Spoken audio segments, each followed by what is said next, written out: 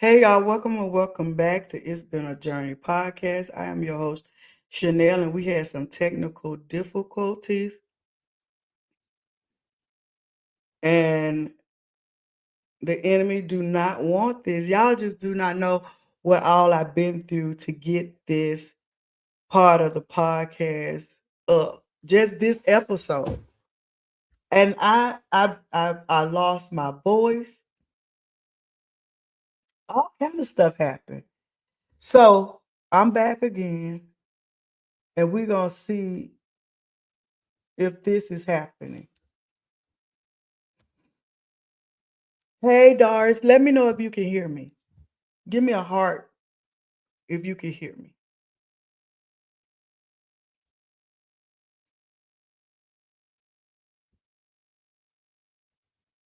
If you can hear me, give me a heart. We're talking about mother wounds tonight. And y'all don't understand how many times I have tried to get this thing up and running. I mean, I lost my voice Monday. Then I tried to get ill last night. It just I don't know. I don't know. But I'm not gonna stop it. If y'all can hear me, give me a thumbs up or something and let me know if y'all can hear me. And I'm glad y'all came back to hang out with me here. I deleted the other one. So if y'all go on there, I've already removed it. I appreciate y'all coming back on to hang out with me. So I am not going to take up too much of your time tonight. We're talking about mother wounds. And when we talk about mother wounds, a lot of times people will be like, what wounds? Like I love my mother, but everybody don't love their mother. And the truth be told, everyone does not love their mother. Some mothers are not even lovable. And I know that's a hard thing to say, but it is. So if you can hear me, someone give me some hearts and let me know a thumbs up if y'all can hear me. I don't want to do like last time, get 20 minutes into it and you couldn't hear what I say. But I'm going to go on. I guess you can, right? So anyway, tonight we're talking about mother wound, whether she's passed on, whether she's been absent through mental illness or just lifing, whether she is just downright evil, you can't stand her and she really can't stand you. Most time when we say Happy Mother's Day, somebody is saying mine is not there happy. Even that mother, I'm not speaking just that child. I'm even talking about that mother be going through situations and everything, right? So my mother passed away 2 years ago on a Saturday night right before Mother's Day, the night before Mother's Day. And I didn't think it would feel like this. I didn't. And she wasn't just my mom, she was evangelist, a prayer warrior. She was a pillar of strength in our communities.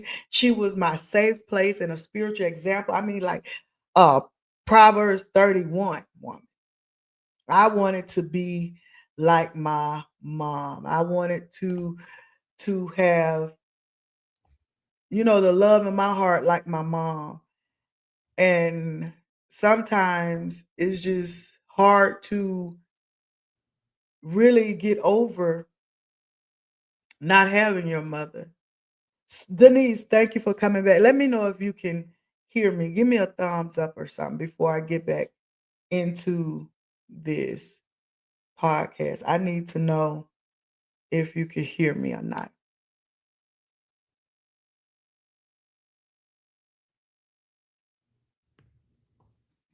I really don't know what Facebook now be doing. Good evening. Can you hear me?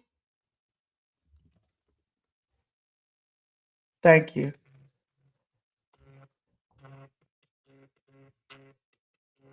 So what happened is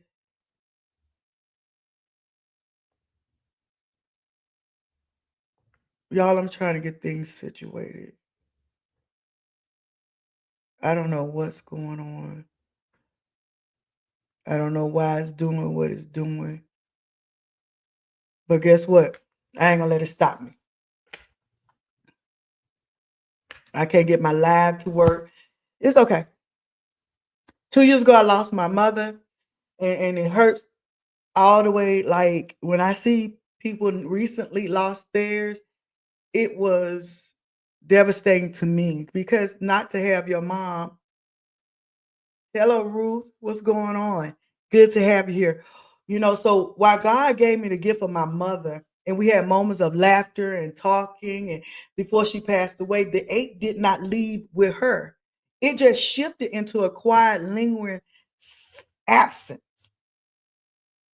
You know what I mean about it just linger there? It's like I really sometimes forget, like I want to call her. Sometimes I just want to hold her. It's like a missing link that I rarely talk about. I don't sometimes you know how people get to social media because that's an outlet because sometimes the voices be so loud of the pain and the hurt that you just want to talk to somebody.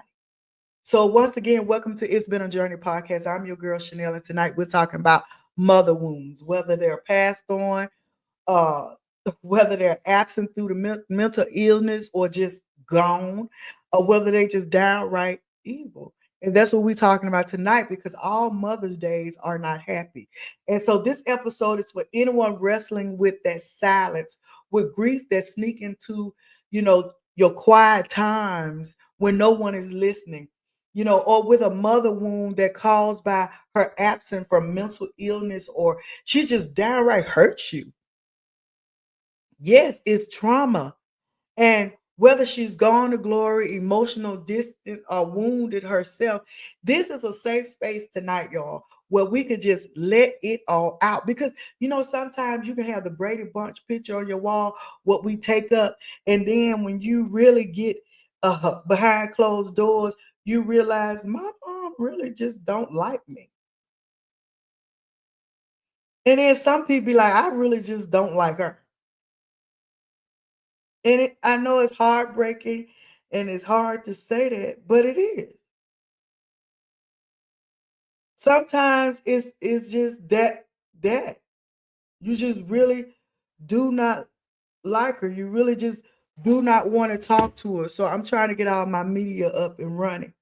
Thank y'all for sharing and everything, And the safe space is where we come to heal. Because when everyone buying their mother flowers and everything, we're looking like I don't even know my mom. Or do I have to take it out to the grave? My mom told me we couldn't take when she passed away, don't bring that out there because she ain't out there. Don't spend that money on that. For real. And people look at me like, you can go and put flowers. No. She told don't do that. But everyone wasn't raised like that. They put flowers. That's their their showing of love, and I have no problem with that. But that just wasn't us. And we at the beginning couldn't understand. But when you raised or reared like that, it don't seem funny, right? Or you can have people that be with their mom all the time and don't like her. They can give her flowers, they can show they love, they can show love, but they really can't get that resentment out their heart of what she did when she was her old self. Y'all know sometimes we could be our old self. The person before we came mom, the person before we came a mother, the person that we became um that we were before we became healed or whole. That person that you can have children, adult that really haven't forgave their mother for the person they used to be. And that's what we're talking about tonight. We're talking about all of that. Because grief shows itself in many forms. Grief doesn't always scream out loud. It doesn't always yell. Sometimes it whispers through our behavior, through our habits, even our silence. These are the quiet ways grief disguises itself in our everyday lives. So tonight, this is how we begin to unmask those things. We say Happy Mother's Day, but we really want to say, Mom, you hurt me.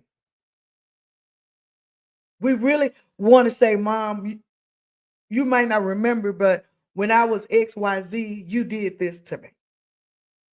It's hard for me to let that go.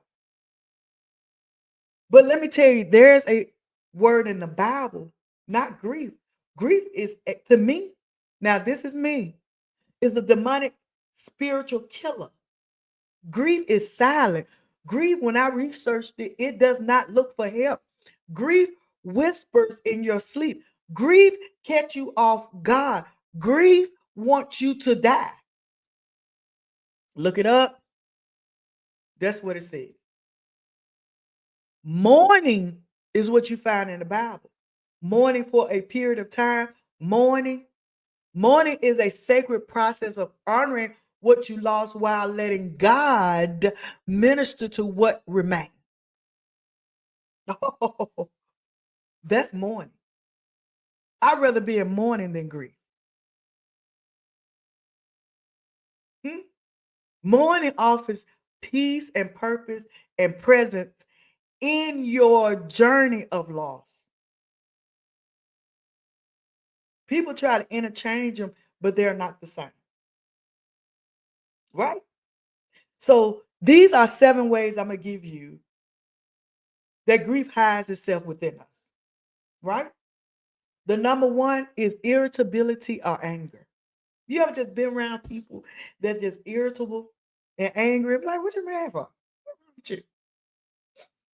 Grief often disguises itself as anger. And grief is not all the time death, people.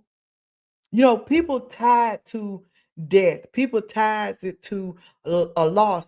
But you can have a person there and still don't have the love that you want, right? So grief is not just loud, obvious anger. It's a quiet frustration with others, with ourselves, or even with God. That's how we know grief, huh? You might find yourself snapping at people because it's easy to get it off like that, and it's hard to say, hey, I need your help. You easily annoyed. That's this what I researched now. This irritability and anger. Or you hold on to resentment over things that normally wouldn't bother you. This type of grief isn't about what just happened, it's about what you've been losing or lost. So you have to ask, what's beneath my anger? You have to sit there and be like, why am I so mad? Why I can't be happy? Why I constantly talk about bad things, negative things? I'm in the profession that I had a person that see his mother all the time that was given away to people. Hey Keisha, that was given away to people at the church. He see his mom right now. And in his heart, he want to forgive her. He still love her and don't even know her. He was a baby. Because the situation of how he was given away, did if you heard it, it would make you say, what? You see what I'm saying? So we have, and anger boils up because there's answers you want to know, but then you don't want to ask. Right? I remember a period where not my mom was just angry with me, but when she looked at me, she saw my dad. And when I was younger, she would say, you look just like your dad. Not knowing how much my dad was hurting her because I love my father from the point of a child that see her father, but not see the husband that married to the mom. Ooh, wee, that's good to me. Hmm? We don't see that part. We don't see that part, that hurting mom. We don't see that part that's aching mom, and mom take it out on us. She's angry. She's irritable. That caused us to have a wound, right? Then we have to ask, if we're mothers and we're in this grief and state of losing a parent, or we have to ask, is this pain that I'm redirecting because I don't know how to express it? Right? In the scripture that I looked for, it was Ephesians 4:26. Be angry and do not sin. Do not let the sun go down on your anger. That is not just a scripture in the Bible. That's a command. This is what he told us not to do. Even as mothers, even as me being a daughter that's missing her mom, I don't want to go into grief. I want to mourn for a period of time, and I want to pray and allow God to handle it. And I do not want to get into grief. Grief is a killer, y'all. Okay. Number two, we numb through busyness. I'm a professional at that now. Some of us become so emotional escape artists. We bury ourselves in the work, in ministry, in choirs, and helping others just to avoid sitting in silence with that thing that we have nurtured as grief. Activity become anesthesia. We become our own anesthesiologist, doing things just to get that thing off us instead of taking it to God in prayer. We're talking about mother wounds, her being gone, the grief that we feel. There's people grieving their mother here. Okay, we're gonna get that later. I'm gonna keep you for a time, not a long time. I thought I was gonna be on here, but let me tell you, when I said this must be choking the devil and his minions, because he was trying to take my voice. Now I feel like my sinus is trying to echo, but I'm gonna continue. You might feel exhausted but aren't able to stop because the moment you pause, you think, and that pain rushes in. You almost rub the shellacking off the floor. You mopping it so much. You almost running the kids crazy about now. My kids, you said, "Mama, sit down. What you doing?" But I didn't know how to handle the pain. I didn't want to hear. You remember the story when Jesus went to visit the sisters and Mary was sitting down at his feet and Martha was being a busybody doing everything because she was trying to numb it because her brother Lazarus had died. And a lot of times we do that. We have to try to reveal it by scheduling intentional quality time, asking God to help us face what's been running from what's been running through our minds, what's been running in our hearts, what our feet is moving and we ain't going nowhere. We have to understand about Psalms 46 and 10. Be still and know that He is God. But we got to take those grief things to Him. And y'all, I know I might be going a little fast, but I don't want to keep y'all here Friday night. But this is important to me because it seemed like the enemy did not want this to be. So guess what? Yeah. So number three of how you can be secretly in grief or grief is hiding within you is over functioning or caretaking others. Everybody ain't doing it because they love you. Grief can show up as over responsibility. You become the strong one who keeps everything together for everyone else while avoiding our own emotional needs. I've been there too. Huh? I've been there to the point where I couldn't even tell somebody. I remember I told my mom something that I was feeling. She was like, "Girl, stop it." No, it ain't. Not you. And guess what happened? I went silent. I said, "Well, not me."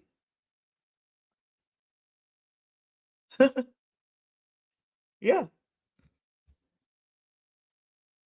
And we may be praised for how well we handle everything, but inside we are struggling. We have to ask ourselves, am I doing this from love or to avoid breaking down? That's how grief hides now. We got to make space for our own healing. Psalms 55:22 said, cast your burdens on the Lord and he will sustain you. But we ain't casting our burdens on the Lord, but we taking everybody else's burden. Yeah, this is how grief gets you. And number four, it says you have trouble sleeping. I said restlessness. When grief is unsolved, it often haunts us at night. Our brains replay memories, regrets, and the what ifs. We might feel like I'm tired but unable to rest or sleep, but wake up still exhausted nights because we're battling that thing. Those questions, why my mom had to leave me. I, I was like, why she didn't tell me? Why she didn't tell us? Y'all, this is how I felt when my mom passed away. She knew she was sick. I was so upset. Like, Mama, why you didn't say you was sick? There was a generation that did not talk. They did not tell you what's going on. They did not tell you what was happening or what was in the first things. I didn't want to worry you, but you worry me now. Okay, these for these old school mamas that might be listening. You worry the kids when you don't tell them what the deal is. And we find out and it's too late. We could have did something. That's what make us toss and turn. What if I would have been there? What if I would have when she said her stomach hurt, if I would have checked? What if I would have went to the doctor with because she didn't tell him everything? What if,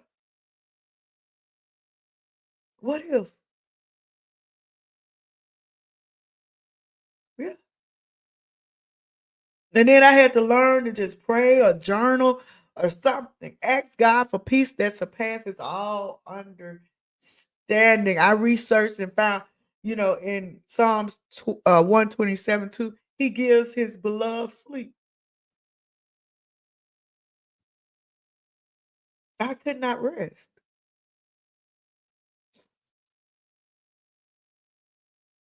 because, in a sense, I was mad at her.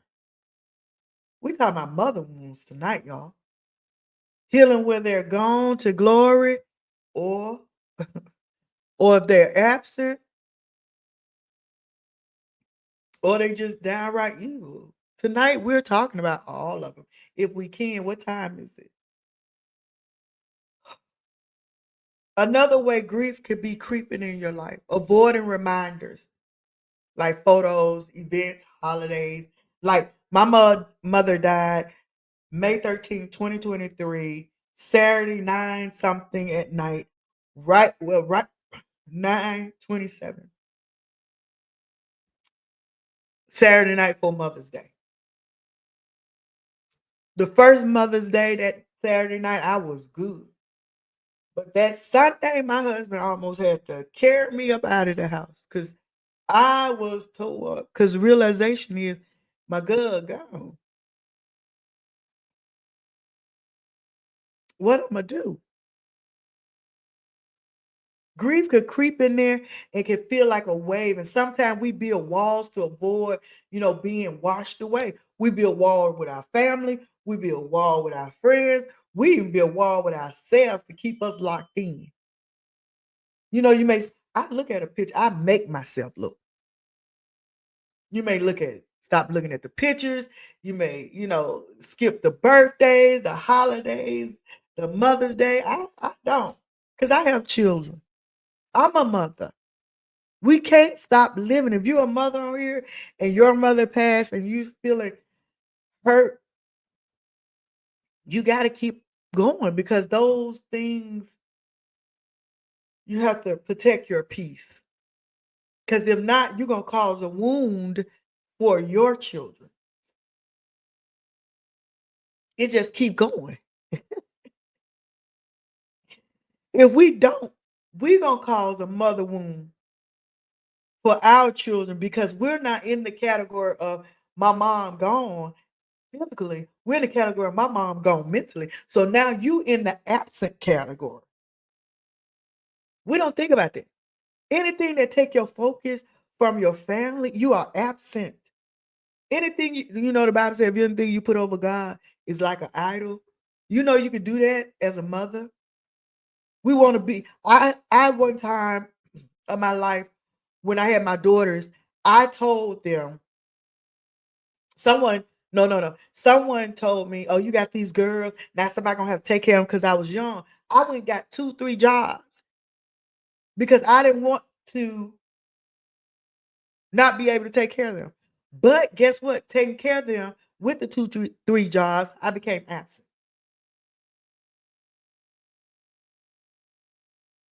So I became one of them absent mothers. And I made it my purpose to, as I got older and realized to apologize. Because they don't see mommy at work. Like when my voice left, I ended up having a client.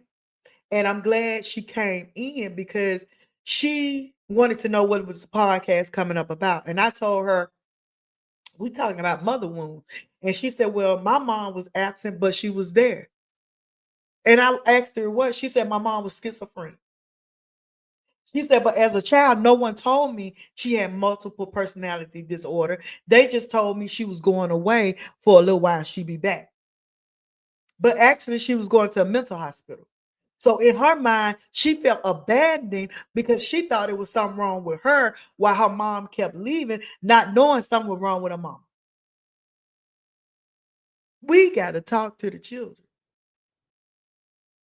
because when we don't tell them, they be in grief. Okay. We can't keep suppressing things from the kids, especially like that. We can say mom's sick or mom would die. They smart now. Huh? They probably know about it more than you. So we have to start small and look at a picture at a time. The memories of the righteous is blessed. That's Proverbs 10:7. So feeling guilt and regret is number 6. Right, those family secrets. So feeling of guilt and regret. That's one of them right there.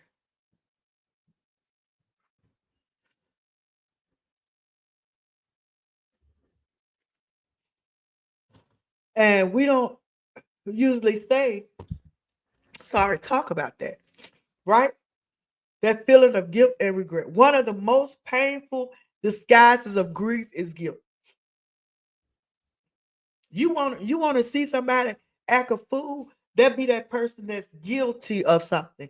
They didn't come see mommy when she was alive, or they cursed her out, or they didn't have time for her, or they friendship wasn't good, it wasn't mended, and they will almost dive in that casket and do a backflip and be floating on their back because they feel with guilt and regret.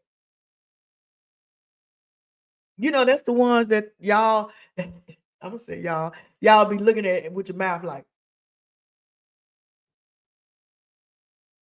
You know, like that movie, Mahalia Jackson's song.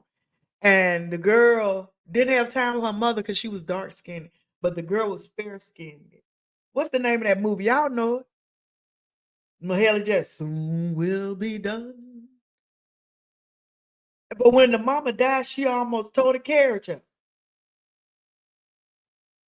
right? You wish you would have said or done something differently or prevented. Grief attaches itself and it should what the should have or what ifs or it robs you of your peace because somewhere in there you didn't do what you were supposed to do. We're talking about how grief sneak in when your mama gone. everybody went on good, standing. Healing start with accepting that you did your best if you was there and could, when she was there. Speak grace. Write a letter of forgiveness if you didn't get a chance to. Go to God in prayer. Ask him to forgive you.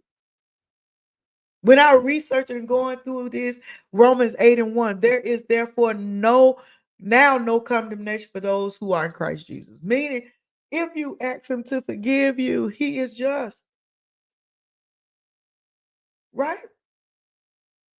Number 7, that's my last one talking about how grief creep in when mom is gone.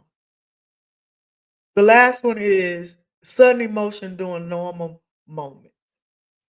You could be just chilling, and next thing you know, you full, just hot. Sometimes grief creeps in when you least expect it. You can hear a song, you can smell a scent. I'm telling y'all, you can smell that perfume and watching like your mom favorite movies. Let me tell you, my mom was a love Asian movies, and I could not get out of it. We still watching that. My son be still watching it. But if you don't get a hold of it, that grief will take you down. This remind me of her. But you got to keep living because now you a mother. Even if it's a man on here, you a father, right? You got to keep going. You got to keep going. I know it's hard, but you got to give yourself permission to feel without judgment. If you got to go to the country and holler, if you just got to cry, cry, cry, that doesn't mean you weak. That means you human. We know everybody gonna leave, but when they leave, it don't make it any less hurtful. But deal with that hurt, so you won't be in the grave before it's your time, because they'll take you there. Jesus cried, and you'll find that in John 11:35. So let me give you 7 resources outlet for grief. They got www.griefshare.org. Your church have ministries and groups. There's therapists, uh, faith therapists. You got Better Help Now. You got Healing the Mother Wound by Jasmine Lee uh, uh, Corey, and that's Cori. She has a book, Healing the Mother Wound. Okay. Podcasts like this one, YouTube, local hospice and community centers where you can go help other people that dealing with. Sometimes that be the best gift when you giving when you hurt. Because most time when you talking to y'all help me. Even me researching some stuff that I said wasn't even on here, right? And have devotional time and Bible time. So now, y'all, let's talk about the 7 mental emotional causes of a mother being absent. Ooh, we're in the absent category now. You know that mother wound? Not all absent is abandonment. Thank you. Look, y'all, I told you everything was good. My husband bought me some tea. And it feel like it's trying to creep back in on me. But the devil is alive. We're gonna finish this thing. So not all absent is abandonment. Right? Sometimes mothers are battling in silent storms that prevent them from being emotional or physical present. We gotta, that's why I was saying we gotta know this, y'all. We gotta understand these internal struggles because this can help us shift from blame to compassion. We got to. When I talked to that lady and she said her mom was had schizophrenia, I said, you know what? I'm gonna have to go back because I didn't go deep into the absent. But some of them have, let me tell you, 7 of them. Some of them be depressed and have bipolar. When a mother is facing clinical depression, it may feel and like it's difficult to engage emotionally or physically. She may seem withdrawn or distant or even disinterested, not because she doesn't love the child or you, if you on here and dealt with that. It's because she's battling darkness she cannot articulate. Yeah. Another one is postpartum depression. And I have family member and I love him, and his mother dealt with postpartum. And you know what? This is often overlooked as a condition, but it can last months, years after the child born. It can last forever. A mother may feel disconnected from her child, overwhelmed or ashamed, leading to emotional detachment during critical bonding moments. Y'all share this. Somebody need this. You know, because when I say I lost my voice, talked all day today, ain't have no problem. Got on here and I can't hardly keep it together without coughing. The devil is a liar. This gonna get out tonight. If I go over my hour, hey, y'all log off, catch it tomorrow. I want to get this out. Okay. The other way that a mother may emotional or mentally be absent is unresolved trauma. Sexual, physical, emotional. Oh yeah, they're not just people, mothers. You know, if a mother hasn't healed from her own childhood abuse, she may operate from a place of emotional shutdown or reactivity. Her presence becomes survival based, not nurturing. That's why sometimes you can bring something to a mother, or and she be like, you know, she can't handle that because it takes her back somewhere. You may have a narcissistic mother that have borderline personality disorder. Oh my God. Hold on, y'all. Huh? This disorder impact emotional regularity and empathy. A mother may manipulate, control, emotional neglect her child due to her own internal void and identity confusion. Yeah.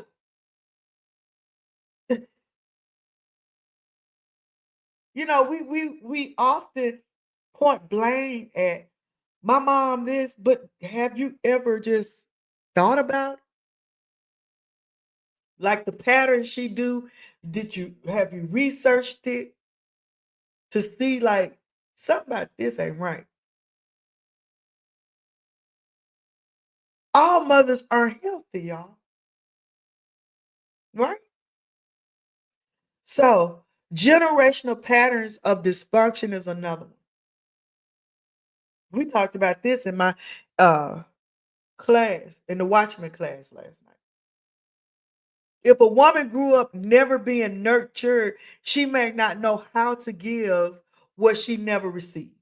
Her absence become a learned behavior passed down like a curse from her mama and her mama and her mama or daddy or aunt or guardian, grandparents. It's a pattern. I got people I know that dealing with that right now, right? And then you have chronic unresolved grief, like we was talking about earlier. Some mothers who have experienced loss, such as a child, a spouse, a parent, become emotionally numb. It took everything in me not to look at the world like, what's the use? In the profession I'm in, I could lose males like every other day, and I'd be like, what's the use? But that's the enemy. He wants you to give up. Not gonna do that, right? When you have a chronically a mother that dealing with chronic unresolved grief, their hearts are buried in survival and they retreat from relationship as a coping mechanism. As long as they ain't getting hurt,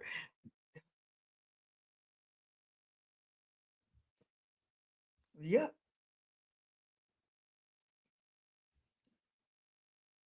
they can't handle it. Now we have the 7 causes of maternal absence due to abandonment. Now the first one is mental and emotional absence. They there and things within themselves is causing them to be absent present, but they're not doing it on purpose. Right. Thank you, Marcia. Adoption can impact a mother's ability to relate and share emotionally. That's another one. It's so many different things, right? Because when that mother is adopted, you don't know what she went through. She might not even ever tell you. She keeps that. But that makes a wedge, right? So the seven cause of maternal absence due to abandonment. That means your mom just really don't want to be around you, or she could have been sexually assaulted, everything, anything, right? So emotional detachment due to career and ambition. A mother who is highly driven and focused on professional success may unintentionally abandon her child emotionally. Remember, I told y'all earlier that with my daughter, when somebody said that, oh, now we're gonna have to take care of these kids, how you gonna take care? And I went and got two, three jobs, and I became ambitious, not for money, but just so I could give them whatever they give them, I could pay them back. Not that they asked me, but that one comment shifted my mind. You ain't got to take care of mine. Hold on. Let me get me some jobs going on. And I did that. But then I had to apologize because I was absent from some stuff. Let me tell you, prime example. What my baby girl ended up winning Miss Mississippi Spirit of Beauty. And I was working so much. And I took off because I knew she was gonna go all the way. And she went down to the state championship to win. And they wouldn't let me off my job. And guess what that did to my baby girl? I'm gonna tell you, when she won, well, something happened, but she was the rightful winner. God blessed it to come back to my hometown because I had to miss it because of my job that wouldn't let it off. But God blessed me being obedient to stay at my job and support her through the phones and everybody calling me. But God made it to where they had to crown her in our hometown. But let me tell you what that did to my daughter. She was so afraid that I would lose my job that some things would happen and they wouldn't even tell me because how my boss did about that. That's indirect abandonment. She felt like if I have something going on and my mama leaves, she gonna get fired. Yeah. My oldest girl did too.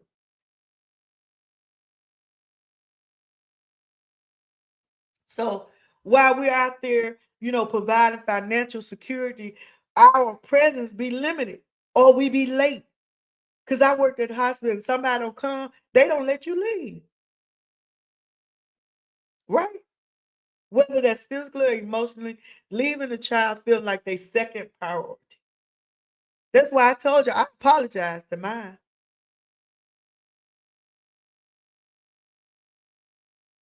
You do not want them feeling like they're not important enough or growing up with inadequate love or with a performance mentality or you know they are, what would you call it, equating love with success.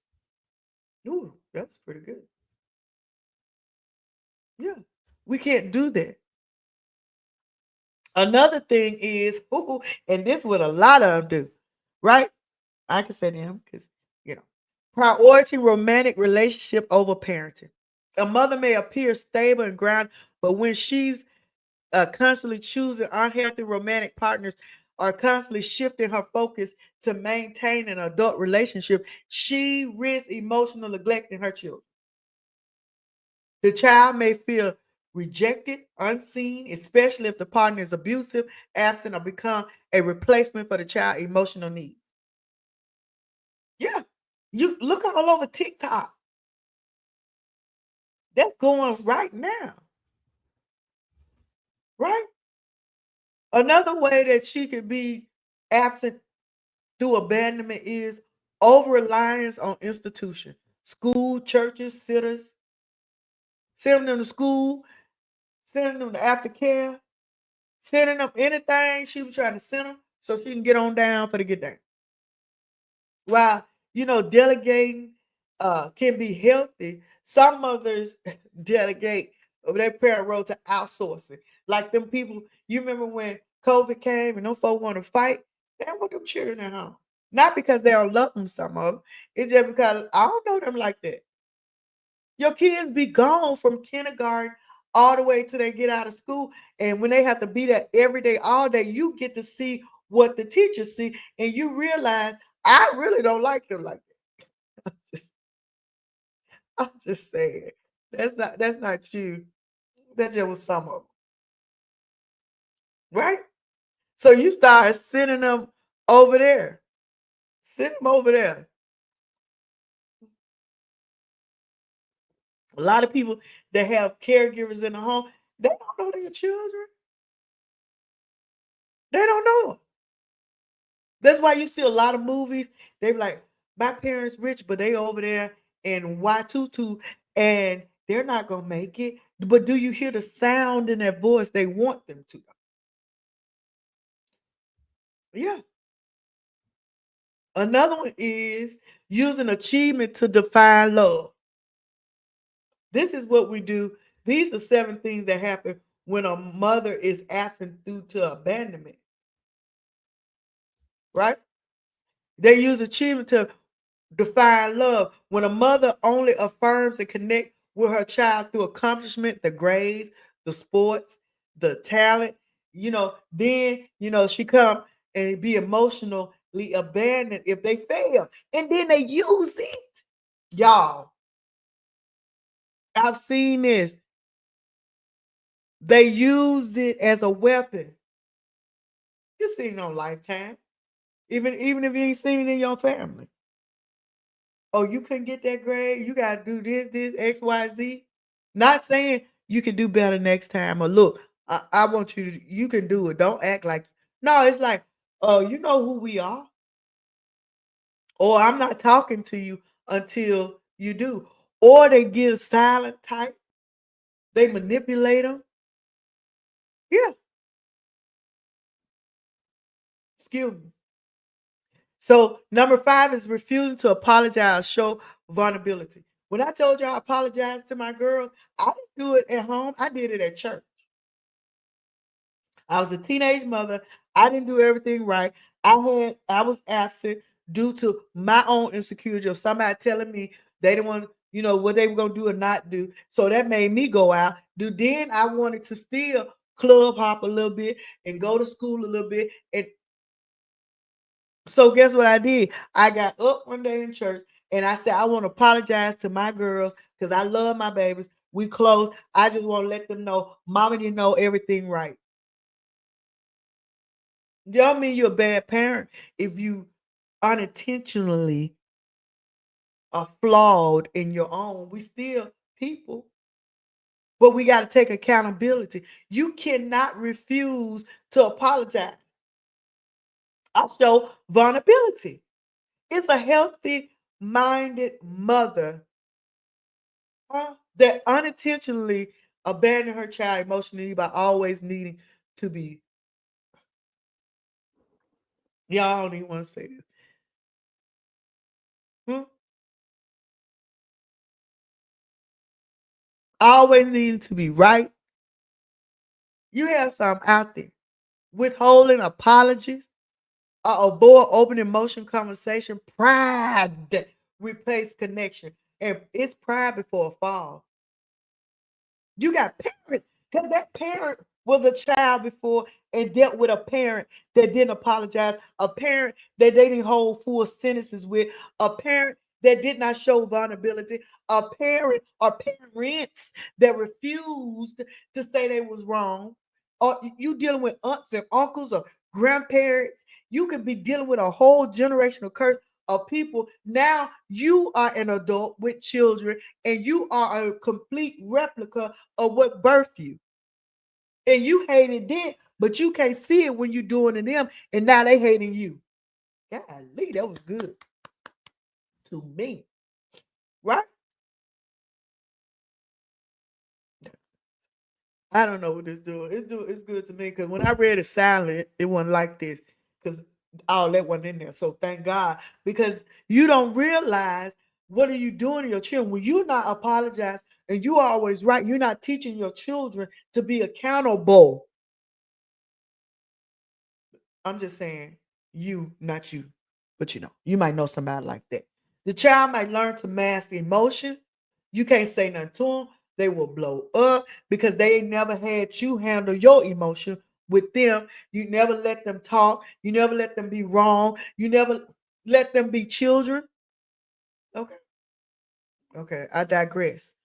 They got to walk on eggshells or you don't answer them and when or develop a distorted view of authority and communication.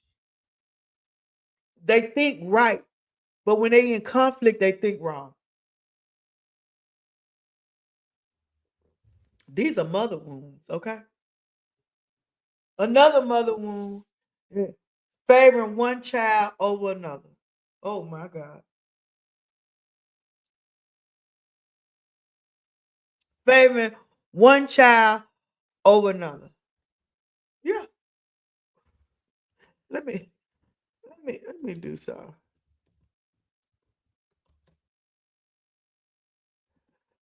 Favoring one child over another. Y'all don't understand how much that happened. How much people is battling for their love of their mother, but they see their brother getting it or their sister getting it. And now they walking around like, what's wrong with me? Even emotional balanced mothers can fall into favoritism. Like my children, I love my kids, but let me tell you something, each one of them different. But I love them the same, but different. Cause they different. Like I love my daughter. I love my oldest daughter. She my oldest. She my rider. I had her first. My baby girl was the baby. My son is the baby. I love each one of them. Each one have different personalities. My oldest daughter is not a cuddler, right? She's not a hugger. So I hug her, and I know hug and release. Let her be. Hug, release. Let her go on. My baby girl was a hugger. You hug her and she gonna kiss and plant it on your face till you almost ready to slap her to sleep. You know that ear feeling? My son is not a hugger, period. He rather you give him high five and go on. I love them, but I learned how to love them correctly, even as a mother. Right?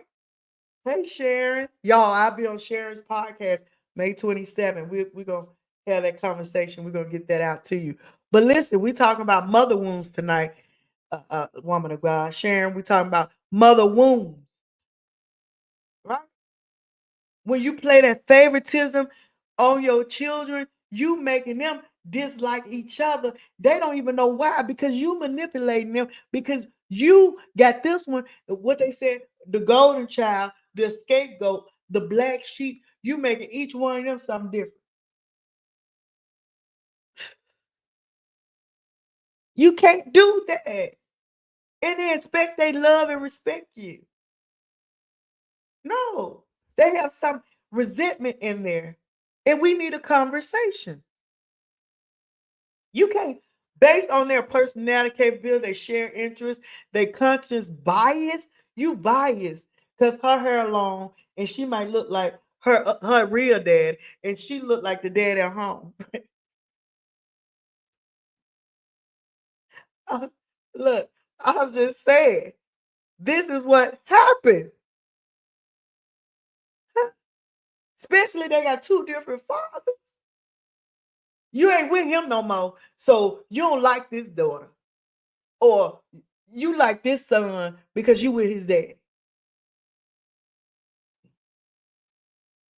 But secretly, they don't want to really like you because they see what you're doing to them. Even if they're blind, you causing a wound within them because now they like when things go on and they want to talk to their mom, they can't talk to you because you really don't care about them. They see it. So they talk to the one that you care about, hoping the one that you really love will talk to you for them. Glory, glory, glory. I'm just, I'm just saying. We talking about mother wounds.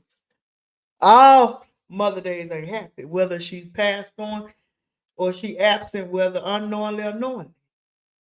Right? Come on, we ain't got long. We're gonna get on down. So living through childhood parification.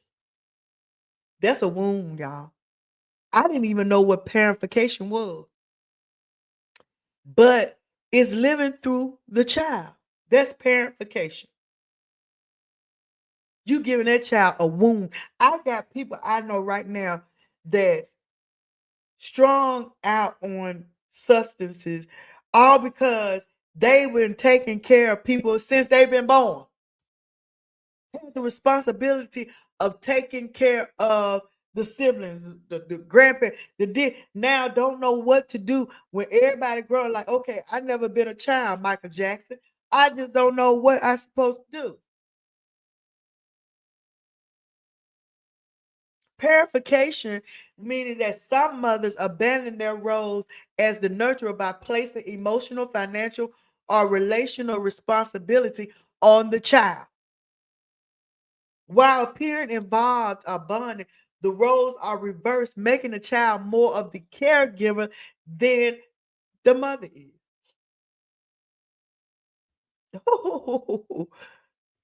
Yeah, making them more of the robbing the child of freedom, their childhood. They grew up exhausted. They grew up being a people pleaser. They grew up being manipulative because they feel like if I be me, somebody gonna want me to take care of them.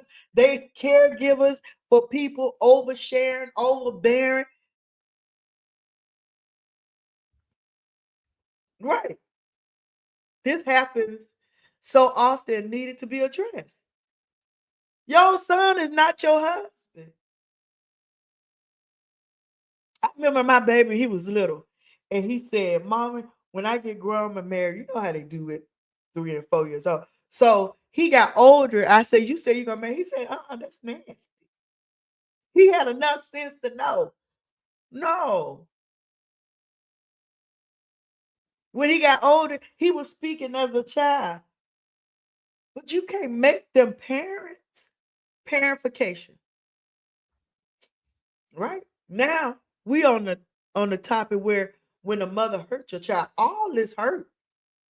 But it's different levels of hurt. When your mother passed on and there's grief that come in, or you mourning for a period of time, you had a good relationship, you grieving, filled with guilt if they passed away, you didn't get a chance to apologize, or they was absent due to mental illness, then they was absent because they just abandoned their post and felt like life owed them something, felt like I had them too young, I'm ready to party and do this.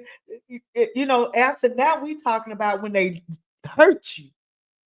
All of it hurt, but let me tell you how sometimes a mother can inflict emotional wounds without intending harm. Tell me y'all this too much. These actions often come from brokenness and misguided love, but the effect on the child is still deeply impacted. The parent could deal with unconscious affection, unconsistent affection. Y'all forgive me, right? Children need stability. And not saying I was a stable mom, I was a teenage mother. So for the first couple years, I wasn't, but I was a mom. People wonder how y'all relationship because I was still a mama. And I told them I don't know everything. but we're gonna rock this thing together, right? One day of warmth followed by one day of cold. That's how some people do their affection, right? That's unintentionally. They confusing the signals because they confused. We're talking about mother wounds. They have misguided love, all that. Then you have the silent treatment, emotional withdrawal, the devil.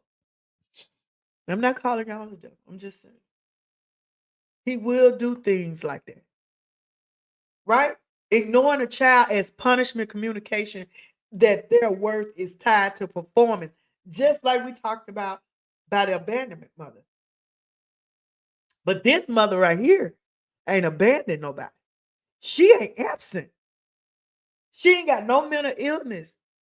She just downright inherited some, or she just downright mean.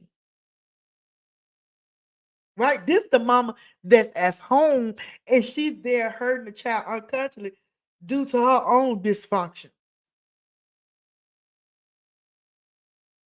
Right? We finna go. We finna go in a minute. Hold on. She fostered deep insecurities and fear of abandonment. And guess what that causes in the child?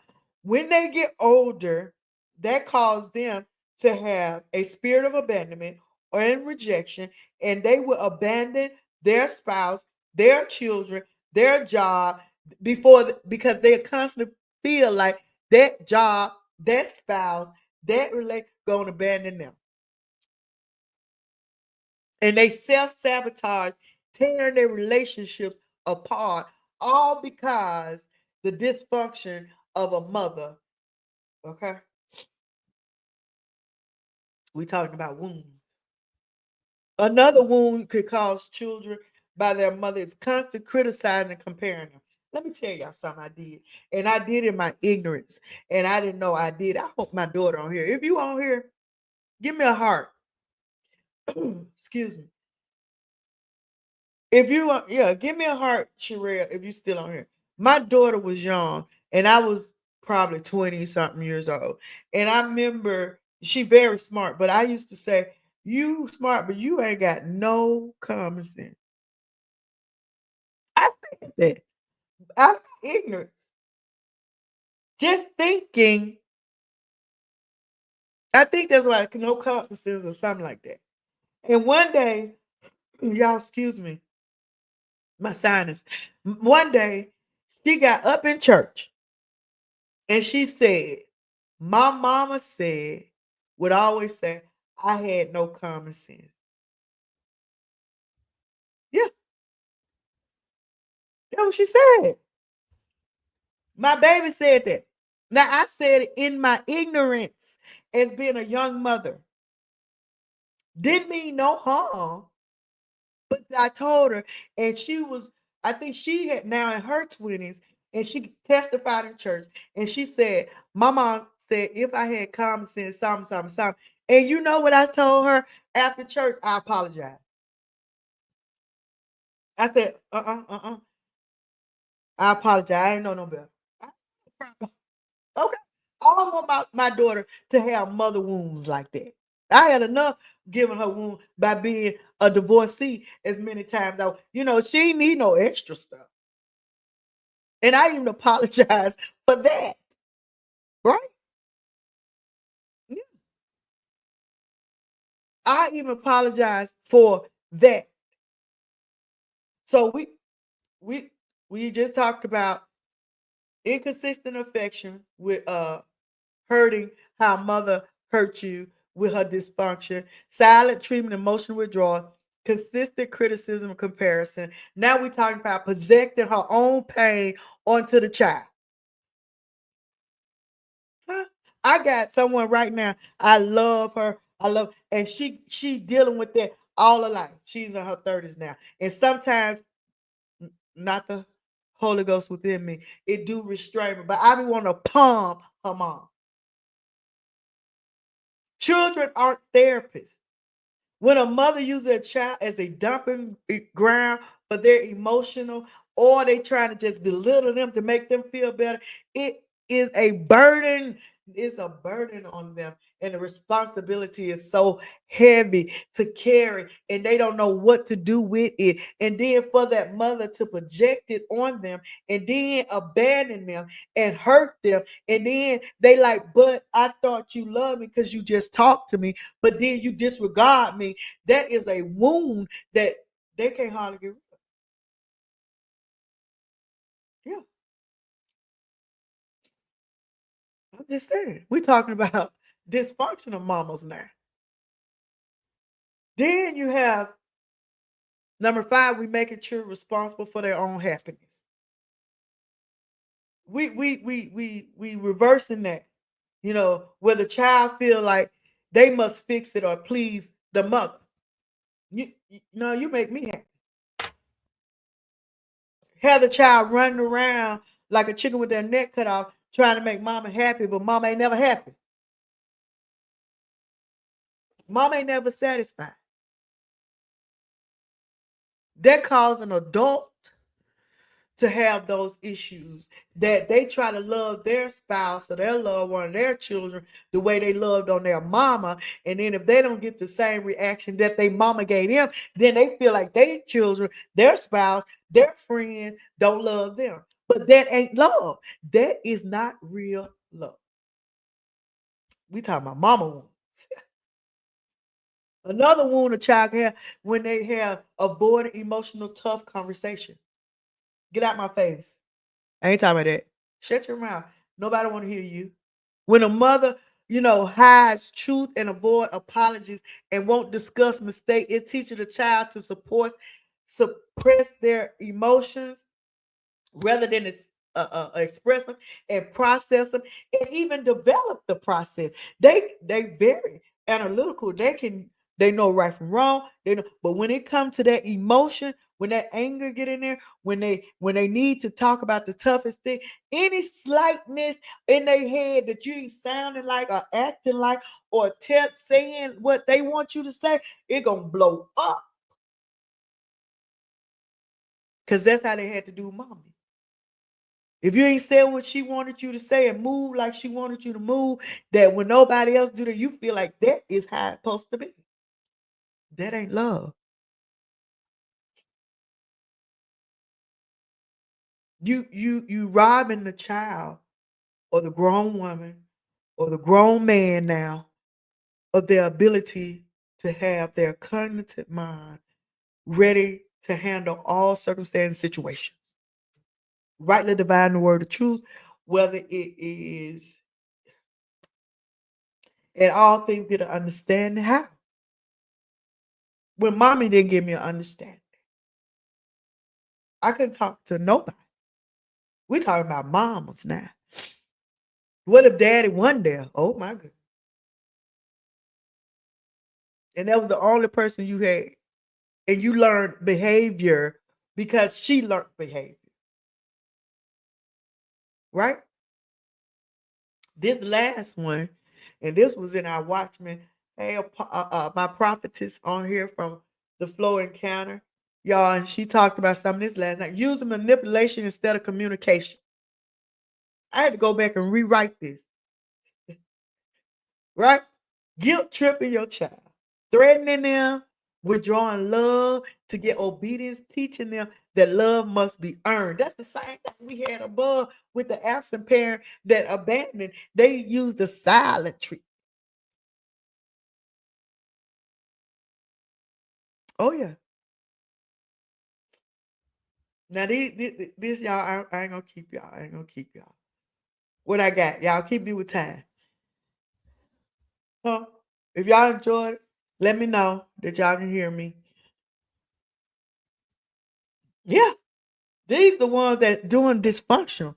All of it are wounds, whether they absent on purpose, working hard, whether they absent, not on purpose, whether they hurting you by because they dysfunctional, or whether they know they hurting you. Now we talking about just these downright evil moms, but they still want respect. Some of them. These are the hard truths right here I'm about to give y'all, okay? Some action are intentional, driven by pain, control, and a generational cycle.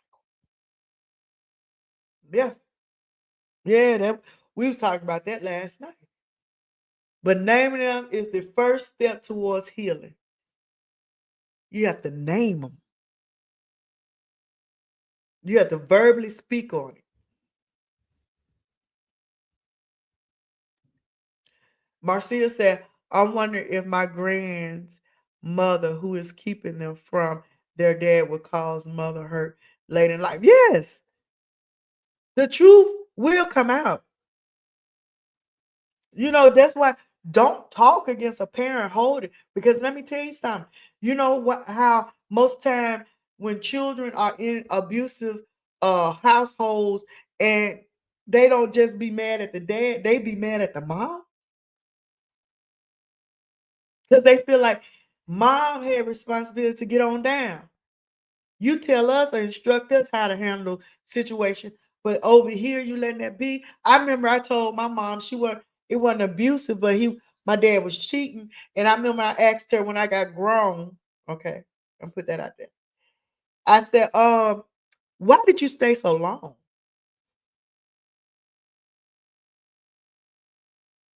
But she was old school because I wanted y'all to have y'all dad. I love y'all. That's what she said. But in my head, I was like, no, but you could have been gone. Just telling the truth. So, 7 ways mothers knowingly hurt their child. We're going to go through these quickly. Verbal abuse, yelling, insult, name calling. Words can bruise the soul. They said sticks and stones may break a bone, but words will never. Yes, they will. They will kill you. You see children right now absent themselves from this world because of bullies and words. Because the mother is dealing with situations and she can't take it out on the person she want to take it out on. So she take it out on the person she created. She birthed, I said. Mm, yeah. They lash out with sharp tongue, that little thing that will cut like a knife, shaping how a child sees themselves forever. Remember I told you I just said that about my daughter and one meaning no home, and she was grown, and I had to tell her, oh, I apologize for that. No, let me recant that. Let me repent. Let me get your apology and God apology. No, that ain't it. Another thing is physical violence or threats. We got whoopings now, but there's a difference between whippings and beatings. I felt like I was beat, but I survived and I ain't have nothing broke. But some out here truly are really abusing their children. And it's not so much that they hate them, as so much they hate themselves. Research that. I did. I did. And most of the time it's not even them hating them. It's them they hate themselves. Then they neglect their basic needs like food, clothing, like they don't matter. But they got on red bottoms and a $2,000 wig that they paying on afterpay. Okay. Then you got sabotaging relationship with the other parent, poisoning the child. Marcia, this right here, poisoning a child's view of the other parent for revenge or control. That's emotional manipulation. Now you know what to pray against. And God will work it out, y'all. I'm telling y'all. They sabotaging that relationship because they want to control both people. They want to control the child, but they really want to control the other person. Because if that other person really love that child, they know it hurts them. Then they do the favoritism thing. Then they're oversharing adult problems back again, blocking the child's voice, refusing to let the child express themselves, speak up. They ain't teaching them about no boundaries or nothing. Stay silent until I talk to you. They teaching them how to suffer in silence. not in strength. Right. So now you can call that thing out and you can pray against that emotional manipulation, that sabotaging relationship, and watch God turn that thing around. Okay? So let me tell y'all before we get off, we always got to know how to reconcile. Reconciliation is everything. God, we pray that thing like forgive us our debt as we forgive our debtors. I know it's hard when you're dealing with parents that have done things to you unintentionally or intentionally that even that's gone, that passed away, and they did things. Even if they didn't do things, you mad because they left. And I remember telling y'all earlier that I was so upset that my mom passed, that she withheld that she was sick from us, and I was angry. But I asked God forgive me, and I let that go. And reconciliation is not pretending that the pain did not happen. It's about inviting God into the healing of it all. These steps offer hope, humility, and holy restoration. Right here. And we have to ignite a conversation according to Colossians 4:6, said, let your speech always be gracious and seasoned with salt. And then we have to ask God for time and wisdom to do those things to talk. It's James 1 and 5. If any of you lack wisdom, let him ask of God and it will be given. That's when you ask God, how do I handle the situation with my mother? I don't know why she don't love me, but Lord, I don't want this resentment in my heart. The truth will set you free. You know the truth, and the truth will set you free. Why? Because when we honestly go to God in our secret closet, he shall reward them that diligently seek him. We think that reward is always money, but no, he will release you from any resentment or bitterness that's in your heart. He will break that soul ties my pastor was talking about, right? We have to own the truth without blaming. We have to speak the truth in love according to Ephesians 4:15. We have to forgive but set healthy boundaries. We have to bear with each other and forgive as the Lord forgive us. That's the Colossians 3:13, forgive us our debts as we forgive our debtors, right? And lead us not into, the rest. Pursue counseling individually or together, and get one of them good counselor, y'all. Because if you're dealing with a mother that's dealing with issues from her childhood, you need all avenues because they will know how to shift it, right? And then we have to create a new shared experience. According to Isaiah 43:19, said, behold, I will do a new thing. And he will. If you honestly seek him, if you honestly tell him what's going on, he sees it all. He just wants you to talk about it. He just wants you to talk about it. But I guarantee when you talk about it, the Holy Spirit will give you a resolution. Just like a lot of things tonight, I did not have on my paper or typed out. It just when you talk about things, God' word is fuller and fuller. It's get gooder and gooder. We have to pray together for healing, like Matthew 18:20, for where two or three touch and agree in his name, he shall be among us. He shall. And even if you can't get them to do that or anything, you can pray for them afar off. You can pray for them afar off. You can love them and you don't have to be with them. That's just point blank, period. You forgive them. If you love them, you still love them because they still your neighbor. That's Bible. Don't get me. Go to God in prayer. But they're still your neighbor. Love thy neighbor as thyself. They're still your neighbor, you know. So remember this. If your heart has ever whispered, why didn't she love me the way I needed? Please hear me right now. You are still worthy. You are still chosen and still deeply seen by God. Even if your mother couldn't or wouldn't be there the way you needed, your story doesn't end in brokenness. There is life after loss. There's healing after hurt. And there is a father who fills every gap. Though my father and mother forsake me, the Lord will receive me. According to Psalms 20:17. Go to the word of God. Even if you go to Google, let me tell you, I Google some stuff. You go to Google and you ask and just things on manipulation, things on loss, things on absence, things on pain, things on regret, things on guilt, grief, mourning. It God has a word for it all.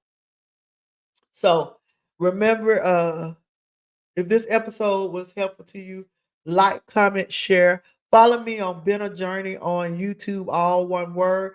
Follow me on It's Been a Journey on TikTok, Instagram, Facebook.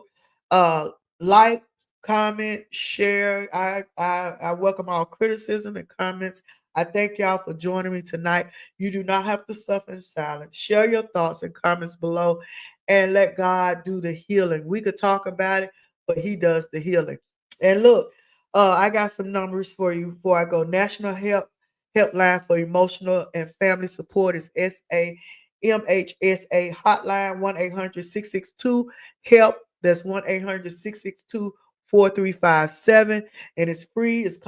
Uh, it's private and it's 24/7 for family trauma, mental health, and emotional distress.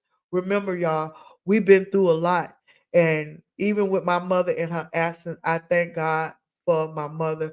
I thank God for the ladies that's dealing with trauma that cannot become mothers and have a desire. But God also have a way to do that in adoption. And as we was talking about a short while ago, they deal with things whether you've been adopted or you may need to adopt. There still could be some wounds for that mother. Just make sure you don't take the wounds into your new family. And also, I thank y'all for coming on with me on a Friday and hanging out with me this long. So look, I pray God bless you and happy Mother's Day to all the mothers.